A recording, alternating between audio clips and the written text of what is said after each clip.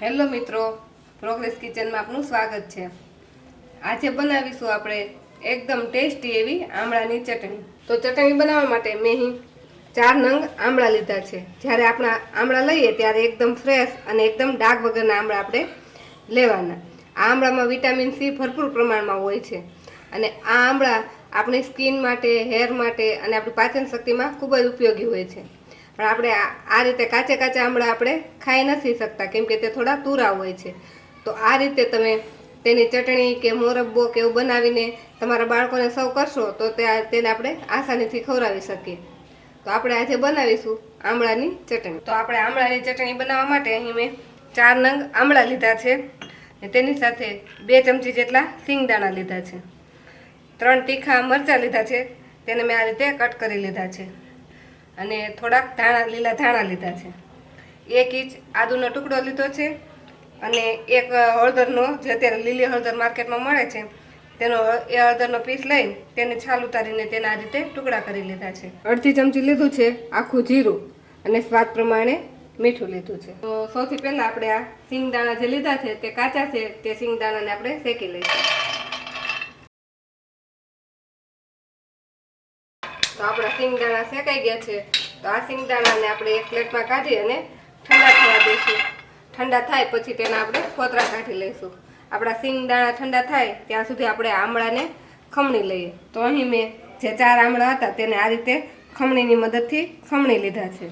સિંગદાણાને પણ ઠંડા કરી આ રીતે મેં એની બધી છાલ ઉતારી લીધી છે। તો હવે આ ચટણીનો આપણે એકવાર વઘાર કરીશું। તો વઘાર માટે મેં ગેસ ચાલુ કરી તેના પર એક પેન મૂકી દીધી છે। તેમાં આપણે 1 ચમચી જેટલું તેલ નાખીશું। હવે આ તેલને આપણે ગરમ થવા દેશું। આપણે જે બધી ચટણી બનાવતા હોય તે આપણે એમને કાચે કાચી જ બનાવતા હોય છે, પણ આ રીતે થોડા તેલમાં સાતળીને તમે ચટણી બનાવશો તો તેનો ટેસ્ટ એકદમ અલગ જ આવશે। આપણું તેલ ગરમ થઈ ગયું છે તો તેમાં આપણે જીરું નાખી દઈશું। આપણું જીરું થોડું સતળાય એટલે તેમાં આપણે થોડી હિંગ નાખીશું। આ બંને વસ્તુ થોડી સતળાઈ જાય એટલે તેમાં આપણે જે સિંગના દાણા શેકીને રાખેલા છે તે નાખીશું અને તેમાં 7 થી 8 નંગ લીમડાના પાન નાખીશું અને જે આપણે મરચાં કાપીને રાખેલા છે તે નાખીશું। તેની સાથે આપણે આદુના ટુકડા પણ નાખી દઈશું। જે લીલી હળદર સમારીને લીધી છે તે પણ નાખીશું। હવે આ બધી જ વસ્તુને આપણે મિક્સ કરી એકદમ ધીમા ગેસ પર થોડીક વાર માટે સાતળી લઈશું। 1/2 મિનિટ માટે આને સાતળી તેમાં આપણે જે આમળાનો છીણ કરેલું છે તે નાખીશું અને 1/2 મિનિટ માટે ફરીથી આને પણ આપણે સાતળી લઈશું।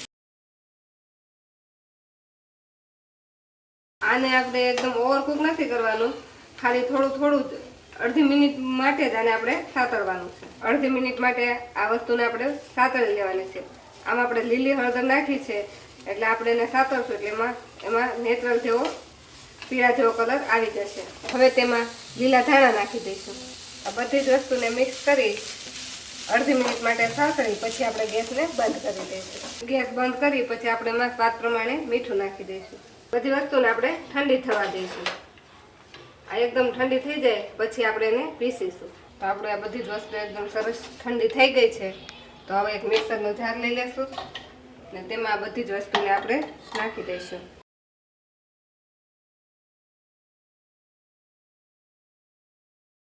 આ ચટણીને થોડીક આપણે ખાટી મીઠી બનાવવા માટે 1/2 ચમચી જેટલી આપણે ખાંડ નાખીશું। આમળા હોય એ ખાટા જ હોય છે એટલે આ ચટણીમાં આપણે લીંબુ નાખવાની કોઈ જરૂર નથી। હવે આને આપણે પીસી લઈશું।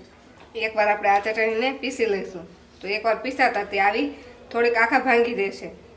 હવે આ ચટણીમાં આપણે 4 ચમચી જેટલું પાણી નાખીશું જેથી આને પીસીને આપણે એકદમ પેસ્ટ બનાવી શકીએ। હવે આ ચટણીને આપણે ફરીથી પીસી લઈશું। તો આપણી ચટણી પીસાઈને રેડી થઈ ગઈ છે અને તે એકદમ સરસ એવી પીસાઈ ગઈ છે।